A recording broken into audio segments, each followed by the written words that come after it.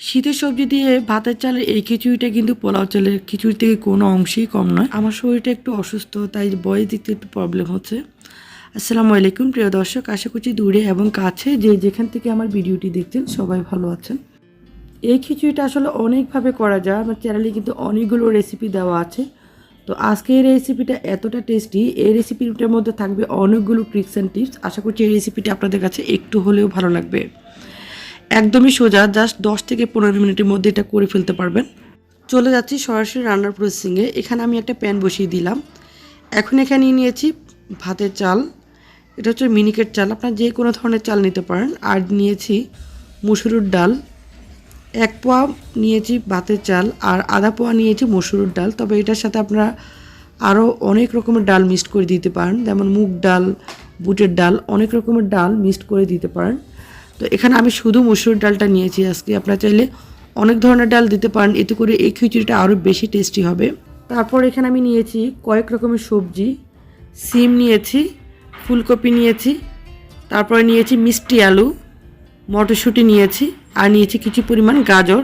তো এই খিচুড়িটা কিন্তু সবচেয়ে বেশি টেস্ট হয় কুমড়ো ইউজ করলে। আমি সবসময় কুমড়ো দিয়ে থাকি, যেহেতু আজকে কুমড়ো শেষ তাই জন্য দিলাম না। আর এটার সাথে কিন্তু গোল আলু যেটা, সেটা ইউজ করতে পারেন, সেটা দিলে অনেক টেস্টি হয়। আমি যেহেতু মিষ্টি আলু ইউজ করেছি তার জন্য আমি গোল আলুটা ইউজ করিনি। তারপর এখানে দিয়ে দিয়েছি পেঁয়াজ কুচি করে দিয়েছি, কাঁচামরিচ দিয়েছি, আর দিয়েছি টমেটো কুচি।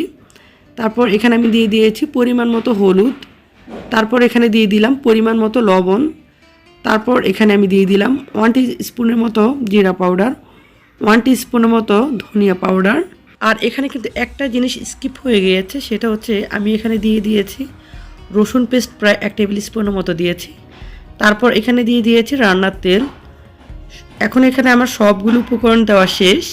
এই খিচুড়িটা কিন্তু খুবই সহজ। আপনি যদি সকালের নাস্তা হিসেবে রান্না করতে চান তাহলে কি করবেন, রাত্রে সবগুলো সবজি কেটে রাখবেন, কেটে সকালে জাস্ট সবগুলো উপকরণ একসাথে করে তারপর এভাবে 10 থেকে 15 মিনিটও লাগে না এটা বানাতে। খুব স্বল্প সময়ের মধ্যে কিন্তু এটা হয়ে যায়। খুব স্বল্প সময়ের নাস্তা হিসেবে আপনারা এটা তৈরি করতে পারেন। এখন এখানে আমি সবগুলো উপকরণ ভালো করে মিক্সড করে নিয়েছি। মিক্সড করে এখানে আমি দিয়ে দিব পরিমাণ মতো পানি। এখানে খিচুড়িটাকে যদি একদম ঝরঝরে করতে চান তাহলে কিন্তু আমি পানির পরিমাপটা একটু বলে দিচ্ছি। সেটা হচ্ছে এই যে আঙ্গুলটা এভাবে কিন্তু চুবালে কিন্তু ঠিক 3 কর পর্যন্ত হবে, একদম 3 কর পর্যন্ত পানি দিবেন, তাহলে দেখবেন খিচুড়িটা কিন্তু একদমই ঝরঝরে হবে। এখন আমি চুলার ফ্লেমটা কিন্তু একদম হাই ফ্লেমে দিয়ে দিব। আমার চ্যানেলে কিন্তু অনেকগুলো ভাতের চালের খিচুড়ি এবং পোলাও চালের খিচুড়ি অনেকগুলো রেসিপি দেওয়া আছে। ভাতের চালের যে খিচুড়িগুলো রেসিপিগুলো দেওয়া আছে সেটা হচ্ছে কচু শাক দিয়ে, মানে দুধ কচু শাকের খিচুড়ি, তারপর হচ্ছে লাউ শাক, তারপরে পুঁই শাক, অনেক ধরনের খিচুড়ি দেওয়া আছে। যে খিচুড়িগুলো কিন্তু আপনি খুব ঝটপট সময়ের মধ্যে বানিয়ে ফেলতে পারেন। ওইগুলো কিন্তু আপনার ব্রেকফাস্ট রেসিপি হিসেবে রাখতে পারেন। অনেক সময় দেখা যায় রুটি বা পরোটা একঘেয়েমি খাবার খেতে খেতে ভালো লাগে না, এই ধরনের কিছু রেসিপিগুলো যদি মাঝে মধ্যে করেন তাহলে কিন্তু খুবই ভালো লাগে। তো এটা কিন্তু পানি অনেকটা কমে গিয়েছে। এখন আমি এটাকে একদম মিডিয়ামে রেখেছি, চুলাটাকে একদম মিডিয়ামে করে দিয়েছি। এটা এমনভাবে করবেন যেন ডালগুলো একদম গলে গলে যায়, কিন্তু চালটা একদম আস্তে আস্তে থাকে, তাহলে কিন্তু এই খিচুড়িটা ভীষণ টেস্টি হয়। এখন এগুলোকে একদম ভালো করে নেড়ে দিয়ে এখন আমি দিয়ে দিব ঢাকনা। ঢাকনাটা দিলে কি হবে, এগুলো একদম পানিটা শুকিয়ে যাবে, আর এটা যে একদম ডালগুলো আছে এগুলো খুব সুন্দরভাবে সিদ্ধ হয়ে যাবে, সবজিগুলো খুব সুন্দরভাবে সিদ্ধ হয়ে একদম সফট হয়ে যাবে। এতে করে খিচুড়িটা একদম আঠালো আঠালো হবে, খেতে ভীষণ টেস্টি হবে। আর এই খিচুড়িটার সাথে কিন্তু আমি অনেক ধরনের আচার দিয়ে পরিবেশন করে থাকি। এই আচারগুলো দিয়ে কিন্তু এই ধরনের খিচুড়িগুলো খেতে ভীষণ টেস্টি হয়। তো সবগুলো আচার রেসিপি কিন্তু আমার চ্যানেলে, এই চ্যানেলে কিন্তু দেওয়া আছে। আচারের যে প্লে লিস্টে দেওয়া আছে সে প্লে লিস্টে গেলে দেখতে পারবেন। আর আমার অন্য চ্যানেলে কিন্তু অনেকগুলো রেসিপি দেওয়া আছে আচারে, আপনারা চাইলে ঘুরে আসতে পারেন। আশা করছি রেসিপিগুলো আপনাদের কাছে একটু হলেও ভালো লাগবে। এখন আমি একটু লবণটা দেখছি, দেখলাম যে হালকা একটু লবণ লাগবে। আমি কিন্তু সবসময় কী করি, লবণটা কিন্তু একদম ফার্স্টে বেশি দিই না, কারণ যে কোনো খাবারের লবণের টেস্টটা যদি ভালো হয়, মানে লবণ বেশিও না কমও না, লবণটা যদি পারফেক্ট হয় তাহলে কিন্তু সেই জিনিসের টেস্টটা খুবই ভালো হয়। এখন আমি সামান্য একটু লবণ দিয়ে দিলাম, দিয়ে তারপর এখানে আমি দিয়ে দিলাম ধনেপাতা কুচি। ধনেপাতা কুচিটা দিলে কিন্তু ফ্লেভারটা খুবই সুন্দর আসবে আর এটা খেতেও খুবই ভালো লাগবে। চেষ্টা করবেন ধনেপাতাটা একটু বেশি করে দেওয়ার, কারণ এই খিচুড়িটার মধ্যে যদি ধনেপাতা অনেক পরিমাণে দেন তাহলে কিন্তু দেখবেন একদম চুপসে গিয়েছে, অনেক কমে গিয়েছে, একদম মনে হয় না যে দেওয়া হয়েছে এরকম লাগে। ধনেপাতাটা দিয়ে এখন এগুলোকে আমি নেড়ে চেড়ে দিব।